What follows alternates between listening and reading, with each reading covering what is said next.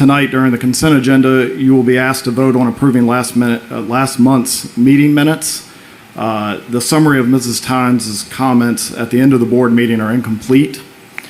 At least in my case, Mrs. Tynes, your account of the closed meeting interviews for the school board appointment was a disgusting lie.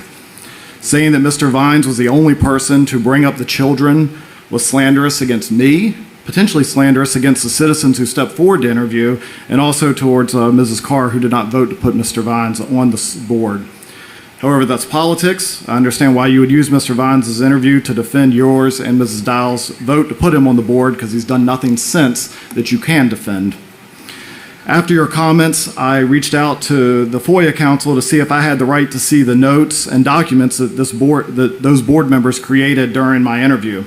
They said I did, and I asked for them.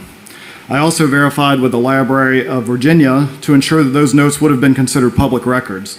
They are public records required to be retained for 3 years. So you can imagine my disappointment when Mrs. Briggs informed me the records, quote, no longer exist.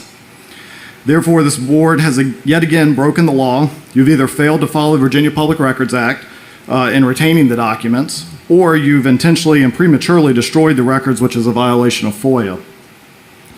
To save me the time and you the embarrassment and potential mandatory donation to the Virginia Literary Fund, again, I suggest we don't go to court over this.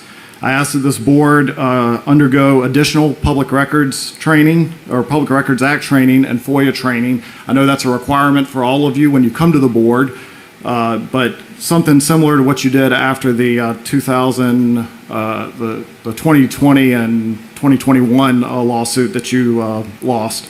Something along those lines, a public training, I think would be appropriate. Also, a way that we can avoid this in the future is I recommend you not exercise your legal FOIA exemption to conduct future appointment interviews in a closed session.